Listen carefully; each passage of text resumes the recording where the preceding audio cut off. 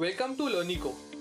In this session, we are going to understand how to use the classroom mode and how to teach students using the classroom mode. So let's begin. In previous sessions, we have understood how to create a teaching plan, how to create a classroom, how to add students, to add the presentations. So we have understood all the parameters, and now we are going to understand how to conduct a classroom in this session. Come on the Learnico page, enter the teacher's login. On the dashboard, you would be seeing Conduct Class Online option. Click on that option. As soon as you click on the option, you will get this message where you will be asked to sync the data of the previous classes. So, sync the data. There are prerequisites before conducting the classroom.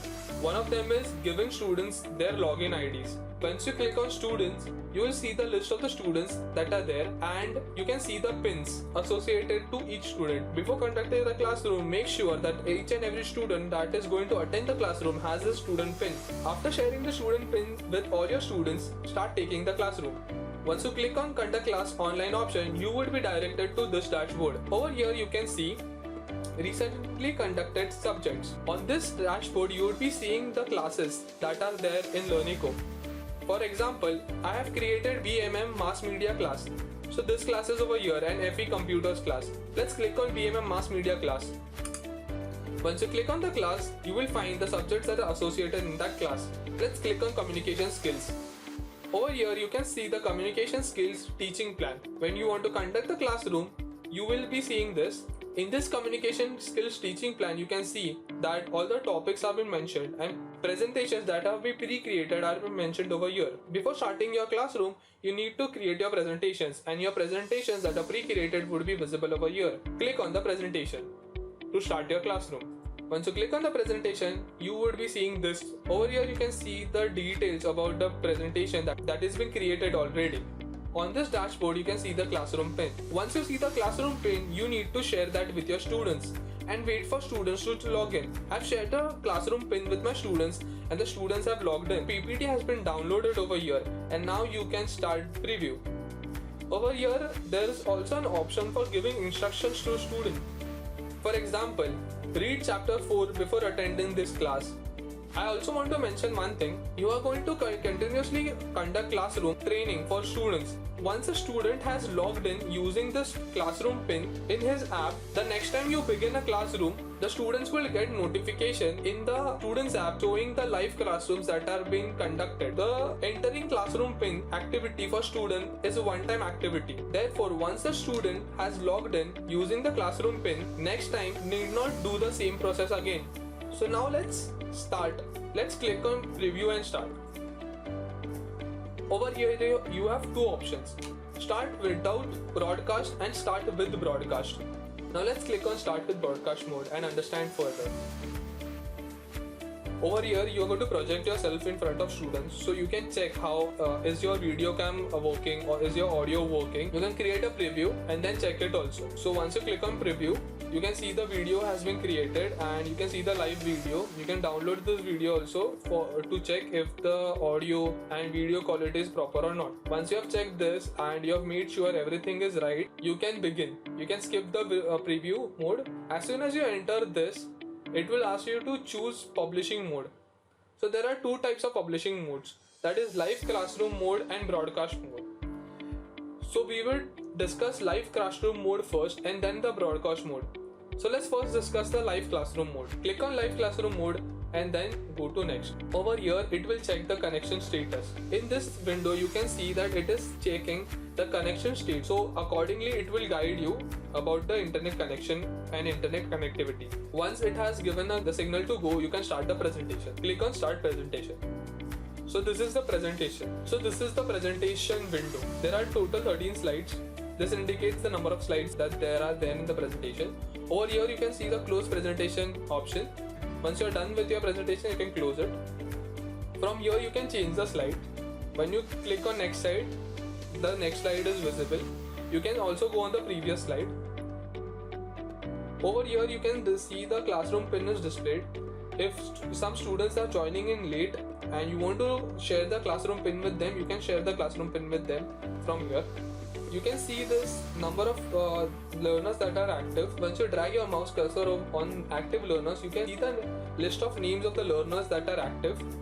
And also, once you click on inactive mode, you can see the list of learners that are inactive. Whenever the learner closes his app or is using some other app, the learner will be displayed as inactive. You can see that you have got 2 likes right now. So whenever the student likes the presentation or whenever the student likes the particular slide, you can see the like option over here. Checking interactivity of students, if they have understood or not, or if they have understood a concept or not, you can ask the learners to give a thumbs up or give a like option if they've understood the concept, so that you can move on to the next slide and discuss the next concept. The learners have any doubt, they will raise questions. So whenever a learner raises a question, you can see the question mark option is displayed over here. If you drag your cursor on it, you can see who has raised the question. You have to go on the chat option and see that what is the question that is raised by the student. Whenever a student raises a question, you will see the question in the chat window, and in front of the question you can see the Q mark and also the name of the student if you drag the cursor on that student's name. This is a chat feature. You can chat with the students during the lecture and discuss on this chat feature.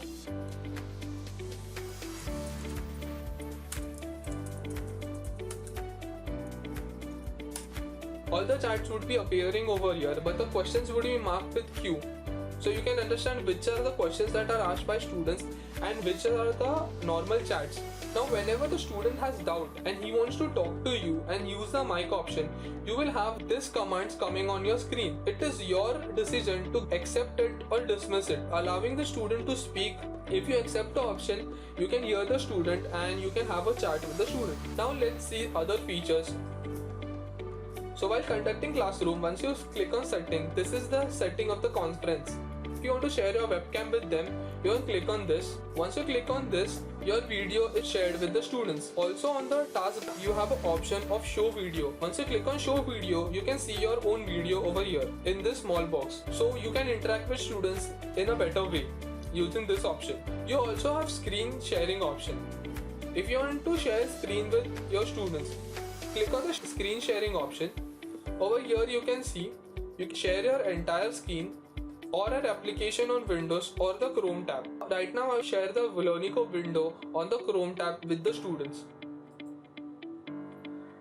Click on stop button to stop sharing your screen. But if you click on this mic option, you will mute your voice. Whatever you say, students won't be able to listen. If you want to have a group discussion between the students, you can click on this option. This enables all the students to speak at a time. You also have settings option. From here you can adjust your microphone setting, your speaker setting and your camera settings.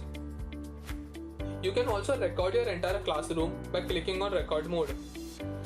You can also re-establish connection. So whenever you are disconnected and you feel that you have reconnected, you can click on this to re-establish the connection. Now you can also see all the students over here. From here you can allow the students to use their microphone or disable it. Once you click on this microphone, you are enabling the student to speak. Automatically you can hear the student speak. You can also mute all from here. If you want to explain a particular point or highlight a particular point, you can highlight it using this. It is default. Or you want a blank screen, you can click on whiteboard and then write on that screen. To explain a concept or to explain a diagram, you can click on erase button to erase everything that's on whiteboard. If you want to go back to the PPT, you can select slide option. You are back on the PPT. Now let's see the questions. Now this is the PPT. The most important part is the interactive question answer session. So over here you can see on the screen the question is displayed and students also can see the question on their mobile application.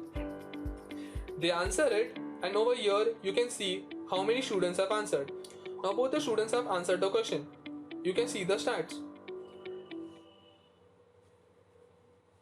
So one has answered B, one has answered C. You can see the correct answer also. So this is how you can discuss with the students. Now this is word cloud. As you must have designed a cloud option, this is gamification that we have included in Learnico.